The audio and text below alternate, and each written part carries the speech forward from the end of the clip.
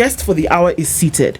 You know who he is. We've talked with him before. He's no stranger to the Situation Room. But today it will appear as though he's wearing a different hat, and maybe he can say yes or no to that this morning. Arnold Maliba, good morning. Good morning, how are you? Very well. How are you doing? I'm doing fine. Arnold Maliba is the Executive Director, Open Future Hub. You'll tell us what that is. And you're not new here. Yes. But we're going to welcome you all the same. Okay. CT's gone to another African country this week. We don't even know where it is yet. But he's going to tell us where he's gone. And then he's going to share the proverb, and then you can tell us how you would interpret that. We continue from where we left off last year. We're still in sub-Saharan Africa. Mm-hmm. This particular country has many distinct things about it. Mm-hmm. One of them is that it's home to the majority of the world's mountain gorillas. Voila. Okay? And to give you a further hint, these gorillas can be found within the impenetrable national park called Bwindi. Which country do you think this is, Arnold? Rwanda. That is not too bad. Exactly next door to Rwanda. Uganda. Close, yeah. I was going to say. Remember, one of the things about East Africa, or many countries on this continent, we share borders that don't really exist. And the fellow citizens of this particular region are called animals. They know. So they just simply traverse those borders as they see fit. Okay. Do not work where you fell. No, let me repeat this. Okay. I'm reading my own things. Do not look where you fell, but where you slipped. Arnold? Well, the fall was not the beginning. It is the slip that caused the fall. So if you look at where you fell, you miss the point. It's cause and effect. So falling is the effect. You need to look at the cause. If you really want to address, not to fall again, you need to deal with the effect. So, or rather the cause. The cause here being where you did slip. Yeah. Yeah. Or what caused you to slip? Yes. Oh, okay. Yeah. Maybe you wore the wrong shoes. Maybe you stepped where there was water. Okay. There are ways in which we can definitely apply those in today's conversation, I'm sure. So, usually when we speak with you, Arnold, you are the Director, Public Affairs, Communication Affairs for UDA.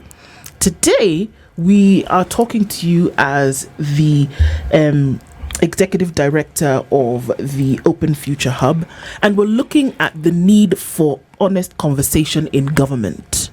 All right. And I think that's, just starting off with that. Is it possible to have honest conversation and government in the same sentence at the moment? Actually, it's important to just mention that you've hosted me under the Open Future Forum, the OFH. I had taken a little bit of a sabbatical just for a year. The Open Future Hub simply is a platform that enables an open future. Literally, where we are going is actually about an open future.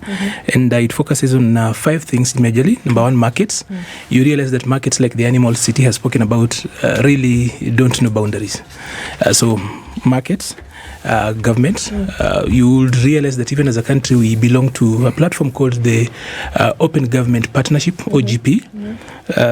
Then society is continuously being open. There are some cultural and societal barriers that we had erected, and over time, of course, they've collapsed. So how do we then ensure that that works well? And of course, ideas. There are very good ideas that will make sense in Uganda, but they are in Kenya. So open ideas and how we actually take them across. And then, of course, importantly, all these speak to one thing: progress. Yeah. Okay. So you asked a question. I did. When we talk about honesty and government, there's an American president, of course, who said that honesty is the best policy. It still is. And especially in difficult circumstances, in times as to where we are now, it's important that when we look at government, it's not necessarily those people who are in power. It should be about all of us who are stakeholders.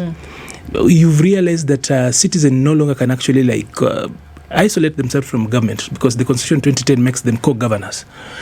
Public participation does not make you an outsider. You are not like coming, it's us versus them. Yeah. It's all of us working together. So the issue of honest government conversations and having an open way of dealing with public management is one we need to look at. Especially we've come into a new year and you can actually realize that there's a lot of fire. Like yesterday, the pulpits were hot. There were stray bullets left, right and center from one Some side. targeted. I don't know if they were stray. I think they were targeted bullets. So it's time we actually have an honest conversation as a nation, not just as a government, as a nation. I think the last time we had an honest conversation in this country was in 2008, 2009 and 2010. That is the last time we had a national conversation. Raila speaks about national dialogue. That is the last time we had the dialogue. Everything else that has happened since 2010 is a regurgitation of the conversations we had in 2008, after the crisis, in 2009 and 2010 when we actually made the constitution. What's a conversation, Arnold? Not the conversation. A conversation is one that is had between two sides. That there's one speaking, there's another listening, and then in turn, the other is speaking, and then the other is listening. Things are being said during a conversation. But I think that there have been conversations that are wrought with honesty, that have been had and are being had in the country at the moment. But you seem to insist that it's time to have this. So what has been going on, let's say in the last 6 months to 1 year, that is not meeting the definition of an honest conversation? The truth is that the nation has been shaken for a while. You could see last year we had a rocky, or rather, let's go back to 2023. In 2023, of course, after the elections, Azimio went to the streets for most of the year. That ensured that society didn't work as it should have been. Even government didn't work optimally then, because they were in the streets, they were actually fighting demonstrations on the street, too much push and pull. Last year again, then we had now a different segment of the population coming into the streets. So bad, I don't think we've seen that in a very long time, that we almost lost the republic. Everybody remembers 25th June 2024 as the turning point. And then, of course, now we've started a new year and it looks like we're on the same trajectory. It's too hot in here. We need to actually talk to each other because we are talking at each other. And if we're going to talk to each other, it actually calls for honesty on both sides. We need to start speaking, opening up and actually just speaking to each other because there's too much noise. We are saying a lot, but speaking very little. Okay. So there's too much noise, but then there's no progress. It's important that we actually have a conversation that actually leads to progress. Otherwise, this stalemate is actually going to actually then get into something else. I was old enough from 205 going to 207. And then there was too much noise. There was polarization. And then, of course, all of us saw what ended up happening in 207. Statements uttered. The country literally banned and people just thought it was normal. So we are at a place where we need honest conversations. And some of those issues that I would love us to look at, for example, probably focus as we go forward, is that are the policies we have in place working? Why is there too much noise? Are we responding to the needs and what people are saying effectively? Are the people also being unfair? You know, it's two-way. It's never just one way. So that particular bit, somehow we are past that place where you simply are going to explain away issues with simple spins,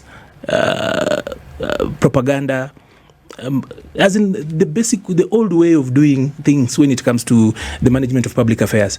You realize that we have got a very learned population, quite one that goes out there. So when things happen and then you do not respond to issues by the public effectively, you risk actually then losing it out. And then there's this saying, I know this one, City can really cause problems with it because he's a man of proverbs and wisdom. In fact, if you look at the way he dresses nowadays, including the hat, there's too much wisdom. So they say when a madman of the village starts making sense, then the village is lost. You know, some people that ordinarily you wouldn't expect to be making sense the conventional Kenyan way are now making sense. Are they? As in, they speak and the masses say, okay, they make sense. You know, conventionally, every society has got a way it defines its madman. You know, madness is not standard. Are they making sense, Arnold, or are they telling the truth? And we can give an example and not even be afraid to do that. That's what I'm saying. If the village madman starts to make sense, that village is actually mad.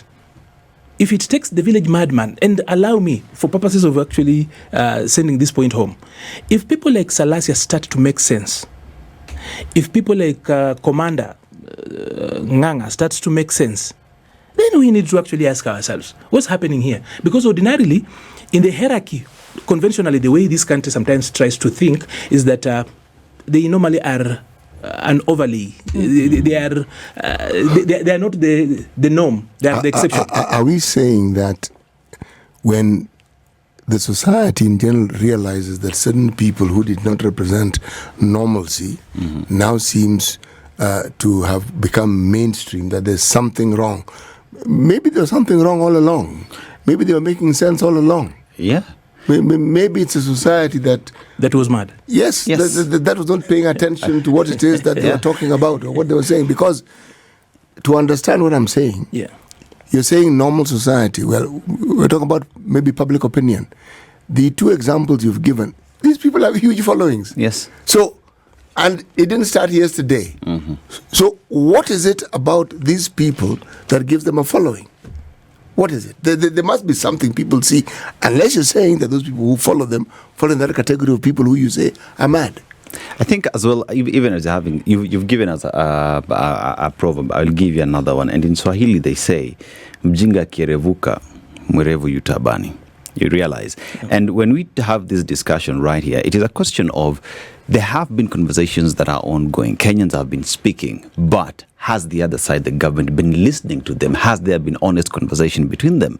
Because the feeling out here is Kenyans are not being heard, but decisions are being shoved down their throats, even when they are speaking. So honest conversations, clearly, there is a side that needs to come to the table with clean hands. And there's a component of honest discussions that must be understood. The key thing that underpins a honest conversation is those who have it are grown up, okay? Or are in the process of embracing being grown-ups. And it often begins by understanding that you are a human being like everybody else, and in the process of living your life, you will make mistakes. Yes. Yeah, true. I think it's important that even the duty bearers also understand that they do not have this monopoly of wisdom and being right, so that we talk to each other. You know, ordinarily I've realized that there's a notion that if you are in government, you cannot accept any mistake. No, you cannot possibly be wrong. You cannot possibly be wrong. Now, when you get to a place where people ordinarily, again, allow me to talk about madmen differently, people who ordinarily will not speak. Somebody like C.S. Muturi is one that is not known to be on the edge. He's not a blabbermouth. Yeah. So he's not that person that you'll say actually gets to the edge. Once you see such like cracks, then you realize that there's need for us to talk to each other. We are not doing that. The issue of abduction specifically, I don't know whether to call it a policy or whatever. You know, Nairobi has got a diplomatic status that only rivals probably South Africa. That if you were to go away elsewhere, you have to go to Europe.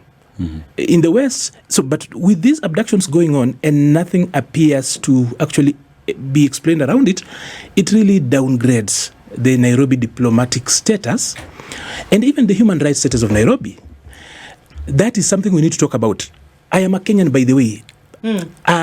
Totally Kenyan. When I talk about Kenyan, the Kenyan shilling runs in my blood. When I actually see that foreign operatives can actually come to Nairobi. You know, there's the pride that comes with being Kenyan. It has got nowhere else. Imagine that Ugandans, and those are actually my uncles, that will come to Nairobi, capture somebody as big as Besigye. That's a military man. Yes. He's not an ordinary guy. He's a big force in his country. He's captured like a locust in Nairobi and transferred across the border. Yesterday, there was an issue of another person. Tanzanian, the Tanzanian being abducted. And it looks like now, for the first time, East Africa has got one thing they agree on. They normally don't agree on anything else. A lot of times, the East African countries do not agree. All of a sudden, now it looks like all of us have become now the Federation of Abductions. Because that happens. Abductions happens across the borders very easily. In our southern neighbor, all you need to do is you have to put the president's photo outside your business and you are safe.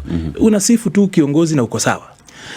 Here, we've been a little bit free to talk and do everything else. Now they're bringing that abduction here. When we import... Arnold, why are they bringing it?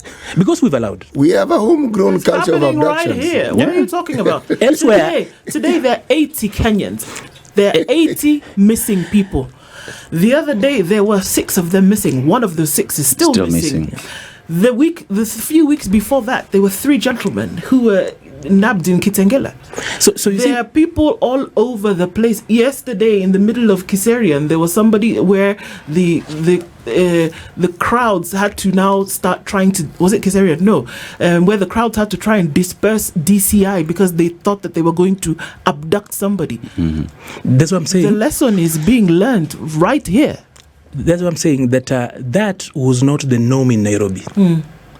And in Nairobi, you cannot get away with these things without noises. Elsewhere, it happens quietly. Nothing happens. Business goes on as usual. People are abducted, they are killed. In our neighbors, without naming names, is that happens, and normally there's not noise. What you need to do is to just be politically correct with the leadership of the day, and you're okay. That is not how Kenya is wired. That is not the constitution that we actually hold on to. That is not the Kenya we live in. So it is something that we need to talk about. And as much as people will really want to wish it away, it's something that is actually breaking the country. Who do you think needs to have this conversation? Because let's just allow me to unfold the question a little bit. Who needs to have this conversation? You've given examples of cabinet secretary who's come out and said this, but one would take fault with that because the abduction with his son happened 6 months ago. Never said anything about it. Never said anything in public about it. His son was returned. That was okay. The former deputy president has been speaking. Immediate former deputy president has. We can just call him the second. Okay, fine. The second deputy president. Or we can call him Rigathi Gachagua. Yeah. He's been speaking, he's been saying a lot of things, and one would ask, why is he not being honest? Because there are certain things that he's talking about today, which he had an opportunity to talk about just 4 short months ago that he didn't. There are people who are saying things, but they're not honest. So who's to have the honest conversation if some of the things that are being said are coming from a position of defense, and another side of things being said are coming from a position of offense, and not offense like guarding yourself, offense but by having been mistreated. Who's to have the honest conversation? When you speak and it appears that the things you're saying are born out of convenience, there seems to be an increased body of individuals saying the same thing. There's a background of activities that have taken place, and then you speak, so the word convenience comes to mind. Does convenience equal honesty? And as well as, even as we talk about the honesty here, we realize that this honesty in government, remember the president had said, I don't know, ask the IG. IG says, I don't know. DCI says, I don't know. Kenyans are saying, you do know. Let's begin with the basics. Number one, people are grabbed off the streets. CCTV captures that. They disappear for weeks. Others show up dead, others show up alive. Then, as we are having that conversation, there are those, quote unquote, in defense. And there are those, of course, naturally, who are opposed to it. So, the president speaks and says, this is a menace, it needs to stop. Effectively saying, I am not the one who is in charge. Then there are individuals who show up and say, they are defending. The IG of the police shows up and says, the police do not do such things. We are also looking into it. Then you find a politician picking up a microphone or a blogger somewhere picking up a phone and quote unquote defending.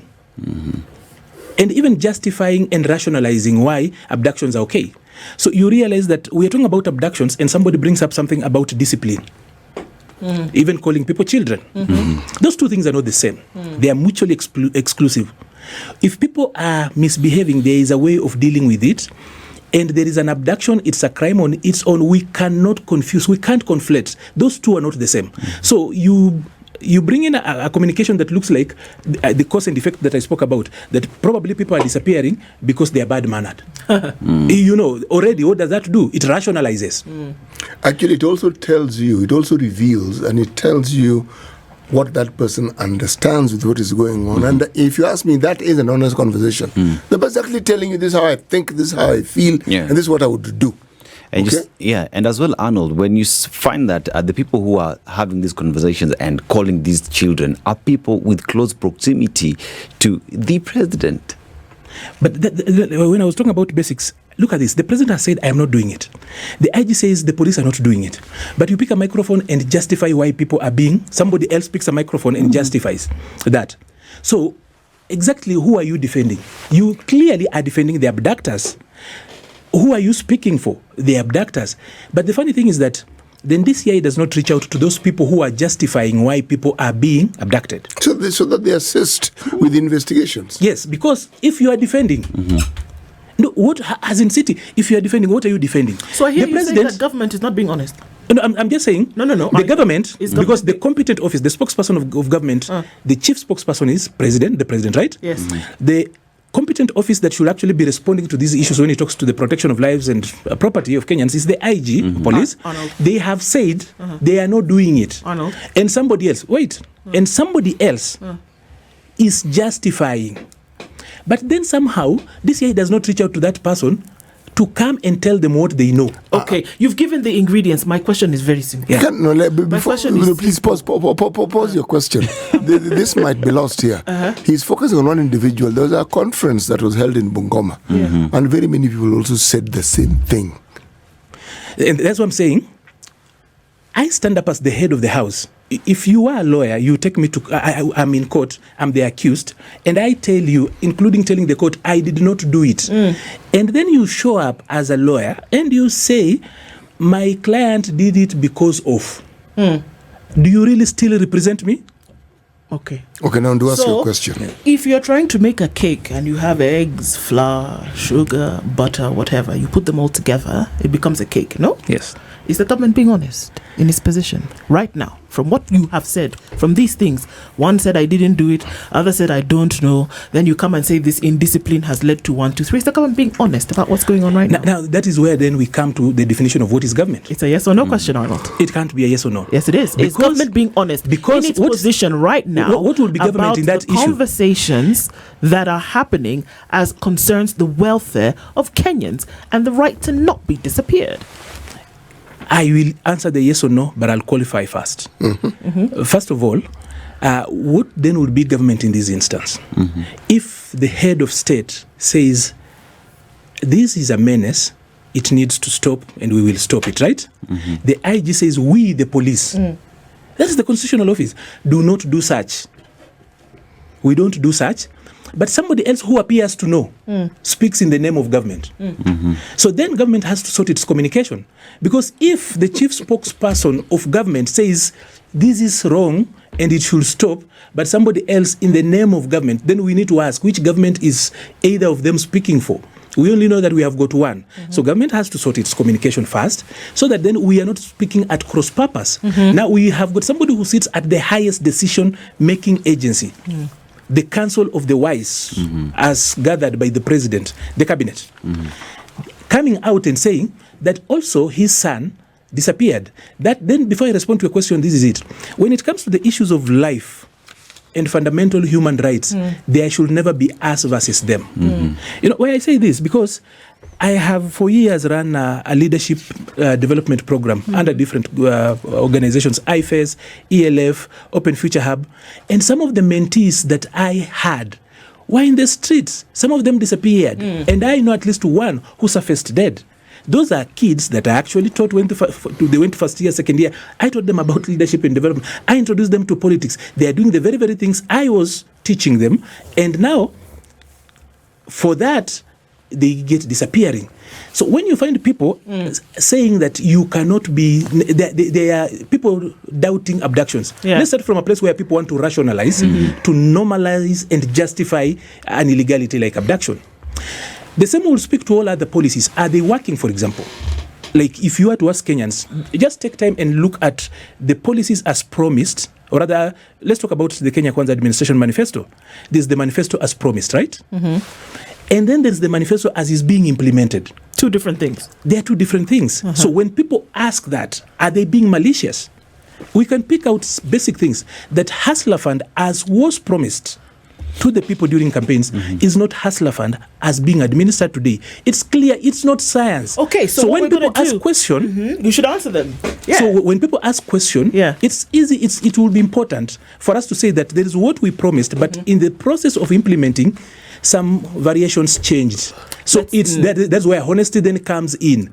And there's nothing wrong. Sometimes when you promise, you realize that at the implementation level, it changes. Couldn't. So you do not insist that it's the same thing. Then there is another thing, a little bit controversial, but allow me to say this. I want to say it quickly before we take a break, Yeah. Allow me to actually say this. In strategic planning, when you're planning, ordinarily, let me not go to the technical languages, but you are doing a strategic plan. So you're going to do the vision, mission statement, values, and then you come to the strategic goals. As you go down, then of course, as you try to, at the business level, you try to come up with the resources and how you actually organize out. You come up with the organogram, or rather the staff chart, the management chart, right? It defines the people that you are going to have, right? To ensure that you get that particular goal. So today, for example, we planned, the Kenya Kwanza administration planned how to do things. It identified the people it wanted. So when you bring in Oparanya, you bring in Joho, you bring in Badi and the other, Wandai and the others. People who are fundamentally opposed to this. At what point did they have a Damascus moment? As in, if it was a strategic plan. You should be telling us this. No, wait. You're asking. No, that I'm saying is the point of where we realized. I'm taking you somewhere. So you have got Adam Solo, for example, coming in as an advisor. That is the core person who actually was doing the Azimio manifesto on the other side. So it's okay because plans are supposed to be reviewed. You then do not insist that we are still implementing the plan. We are not implementing the plan if we have changed the manpower along the way without reviewing the plan. Because the plan ordinarily, in the organogram, it defines the persons you want. So along the way, I'm thinking, number one, we need to review the plans. It's nothing wrong with reviewing the plan and saying, this is what we promised. We are not able to actually do that, or rather, the circumstances. And by the virtue that people came to the streets to complain about the policies that came out of the plan, it means that they were giving us feedback, right? And therefore, as we change, we cannot insist that we are implementing the same thing. So what Arnold is saying essentially is that government needs to come out and say that the way in which we thought things would go are actually not going.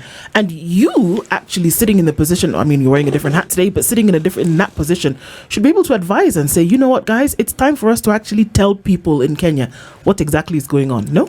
Because we were talking about having a conversation, right? Yes, and having an open and honest one. The reason why we're not having a honest discussion is simply because circumstances have changed, the plans have changed, but we insist we are doing the same thing. And that is why, because this shouting, this left, right, and sound shouting is simply based on us not making progress on what we should be saying. If we only came to a place where we accept that things have changed, and this is where Maliba, let's just... let's look at the fact that we have the president, but now let's look at him as the party leader of UDA. And as the party leader of UDA, he has others who are below him, like, say, Oscar Sudi, who is the member.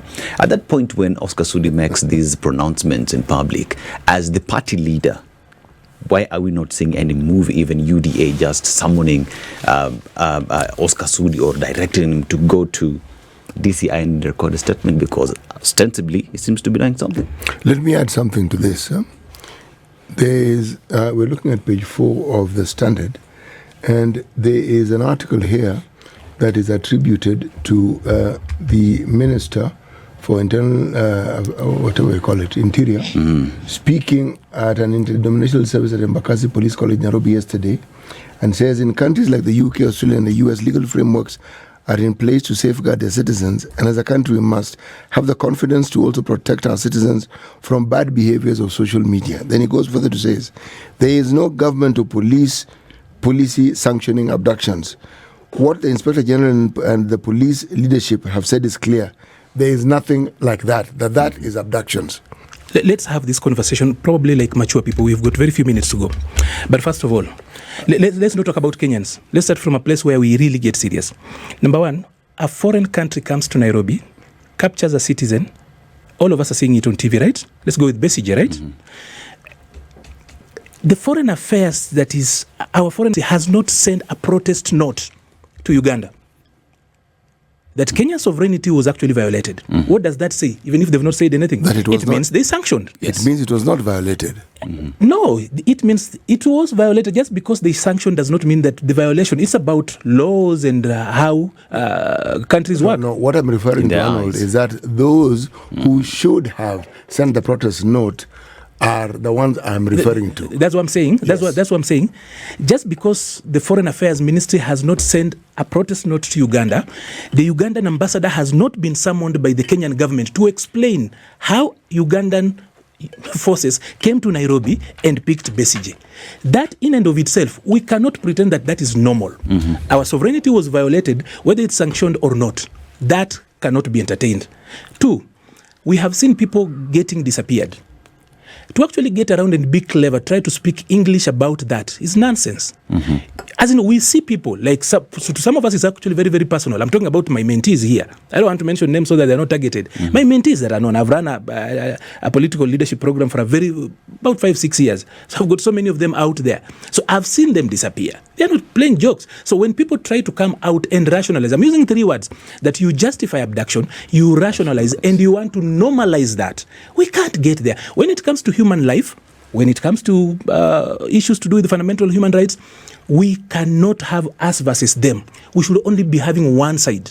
It sounds to me, though, Arnold, that the very government that you have... That's what I'm saying. Hold on. That you have previously defended... I even defend them now. Allow me to finish. Yeah. That you have defended to within an inch of your existence is going in the opposite direction, but there should be an inside conversation that you, for example, should be having and saying that, guys, we cannot allow this to happen. And you know what? The folks who are on the other side of the divide, who are begging for some kind of audience, would hope that folks who are on the inside of this thing would be able to... If now we are saying that this is the manner in which you're thinking, the people on the other side would be begging that people like Arnold would be speaking inside those corridors and saying, guys, this cannot continue in the manner in which it is. That would be the hope, I would think, that many Kenyans would be hoping. Can I address, right now, can I address that just before Arnold, that Arnold Yeah. and the likes of yourself who have seen these things would be able to say, when you guys close those curtains and sit in those offices and have those conversations, to be saying, guys, this cannot be.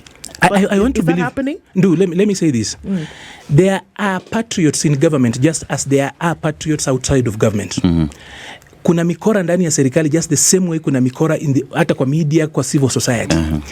There are revolutionaries in government just as there are probably much more radical revolutionaries in government more than there are outside here. And people speak inside just as they will speak outside here. So what is the problem? That be assured of that. That's what I'm saying. That I would actually want to believe the IG when he says he's not sanctioning it. That probably it is on the peripheries. What I do not want us to have is actually to entertain a conversation that on issues like life, we can actually afford and even try to normalize a conversation about having an us versus them. But that is about what is happening. No. I'm sorry, Arnold, but that is exactly what is happening. First of all, hang on. Yeah. Allow me to say this. This is exactly what is happening. That is what some of us are actually disabusing. When members of parliament, when members of government will stand on podiums and say things like your behavior is what is causing this, we've lost the value for human life. We've lost the value that we would put on Kenyans being able to open their mouths and express freely. We've lost it. It's out the window. But my question, which I hope you would answer before the time actually does run out, is who then should be having this honest conversation? Who should be having it? That conversation should be had by leaders. And then now allow me to bring you home. I didn't want to use this word. But if you rationalize, normalize, and justify abductions, if citizens do, just allow me to actually go through this. If citizens who are deemed or suspected or alleged to wrong leaders are to be abducted, then it goes without saying that then we do not respect the rule of law as leaders. Yes. And therefore, the next time we citizens feel aggrieved by leaders, we will also abduct them. That is what anarchy means. By the way, the rule of law protects leaders more against the people than it protects the people against their leaders. We only have got 5,000 leaders in this country. We have got 55 million going to 60 million Kenyans. So tomorrow, if we make this, if we throw out the rule of law, it means that tomorrow when my MP, I suspect, I don't have to prove, I suspect that my MP has used CDF badly, I will organize with my local boys and we will abduct the MP. Is that really what they want? We must have a conversation where we actually do not confuse things here. If you go to court, we will not talk about you abducted because of. We are supposed to deal with abduction as it is. What we are simply saying is this, that the leadership should not be dragging its feet. Our leaders should be bold enough. And here, I'm not talking about the people in government alone. Society has got so many leaders. When you get to a place where you are having bullets from churches, from mosques, from religious leaders, there is a problem. When people who initially did not make sense start making sense on some very sensitive national issues, it means that we need to have a conversation. When we start changing decisions, I have just given you an example. Like, for example, we are changing teams midway, right? As we change the teams, are we still implementing the same thing? And is it wrong to actually accept that we have changed instead of sticking to some of these issues? And that speaks to communication as it has been, because we are not communicating effectively. I'll give you a rundown to this, and this of course sometimes causes trouble for me a lot of times. Look at this. We have got the presidential communication team. We have got something called a national communication center. I think it's led by Aseto. We have got a government communication center. There are many of you guys inside there. Yeah. Okay. We have got Office of the Government Spokesperson. The government delivery unit now has got a very powerful communication unit. Yes. Yet there's very little communication that is coming out of that.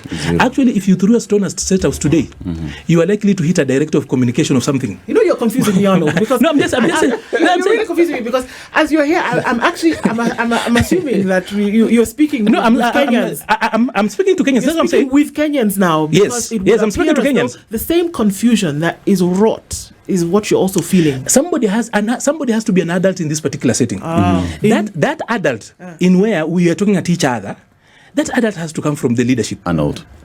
Let's just get home here. That you see the noises from everywhere.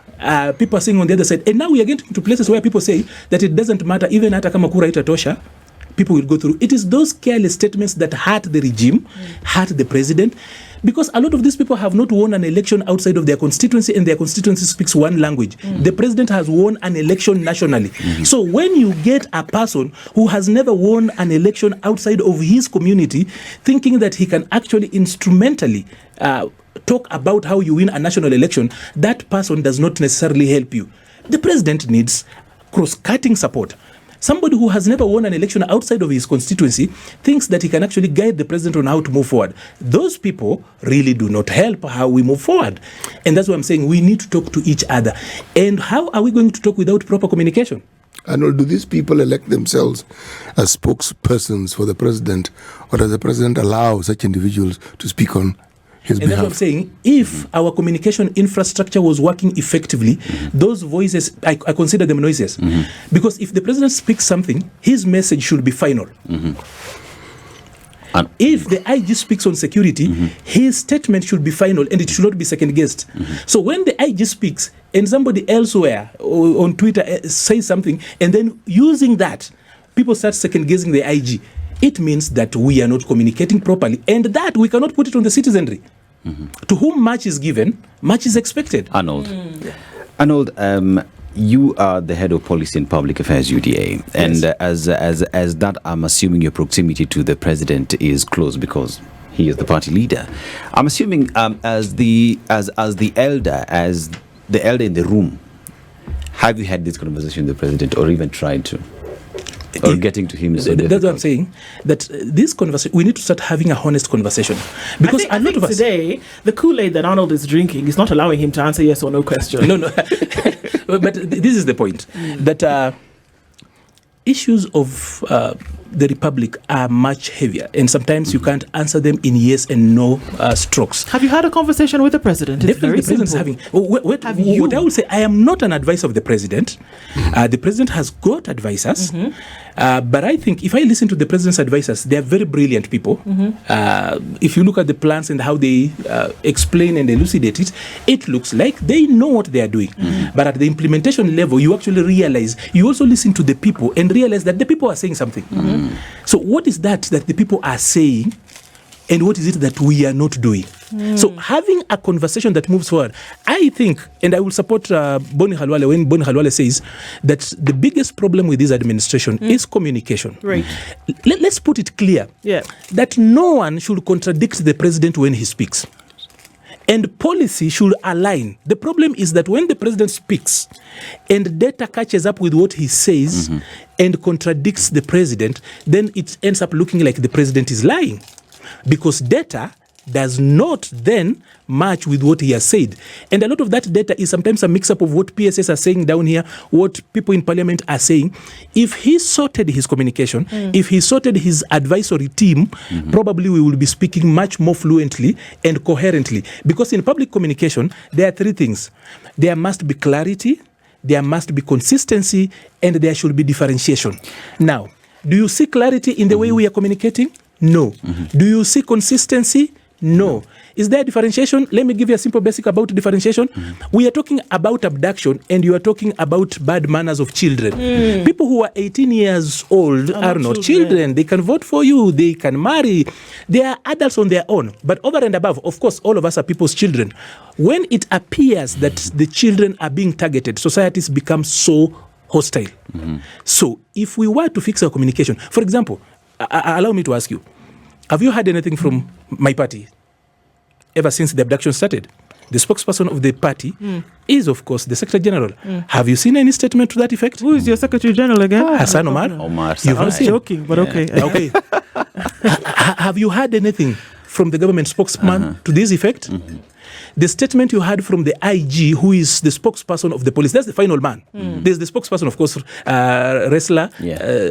Sometimes you wonder if she really is there doing her job or not, because a lot of these men are doing, I don't know that they do mansplaining, because there is somebody in that particular unit who's a competent spokesperson, a PhD holder to that effect, but you don't see her talking. Sounds to me like y'all need some work indoors. Yes, there is need. And that's what I'm saying. We need to have a honest conversation. The other day, Boni Khalwale said that the biggest problem that probably we have as an administration is our communication. And I'll tell you 100%, if our communication worked properly, we will talk to Kenyans na tukasikizana.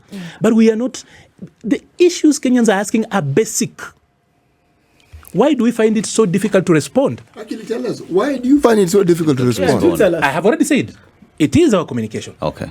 Arnold, Yeah. on the 17th of December, you said, we aren't where we promised Kenyans will be, even from where we sit. We know we aren't sleeping on the job. The administration promised never to support abductions. Yes. We'll never go back to Yala River, yet we see abductions today. You say we are not sleeping on the job. I think you are sleeping on the job. The thing is this. Even as society, we need to follow through. When we disbanded the quote-unquote killer squads, have we even as media? It was public information. No. It was public information. It was stated. It was stated. Yes. And for me, I took it as a fact. So the president said that he disbanded all those things, and even somebody was fired for that, right? Did we follow up to know what happened to the officers that were in those squads? Or by when you disband it, that's the end of the story? Did we follow through? Is it our job to follow through? Yes, it is. It is. Why is it our job? It is because, you see, We're the sovereign, is it? number one, we are sovereign. Number two, you guys are part of the civil society generally. Whatever estate you call yourself, you are still part and parcel of the civil society. That will be the fourth estate. Tell us, was anything followed through from the government I'm asking side? you guys, when we did that, because it means that probably that thing, once you disband and you leave them out there, were those officers, since they were committing a crime, were they punished? Arnold, it's a very valid point you make. We did not follow up. So no one follows up on these The issues. media So did when not we follow say up we should on not that be doing issue. some of these issues, a lot of these issues have not been followed through. Who are those officers? If you say you have disbanded, which means you have identified the people, right? Who are they? Can any of you And where were they deployed to? Where were they deployed to? Or Were was- they punished? Yeah. Or was Sadly, it a statement of convenience from the president? Sadly, our time is coming to an end, Arnold. And I think if anything, there's been revelation to us this morning from what you've said, that a lot really needs to happen. And I think a lot of that is inward and then now communicating outward about that. So we want to thank you very much for being here this morning. These conversations must continue. The revelations also must continue. Asante Sana for being here this morning. This is the Situation Room, the only way to start your day.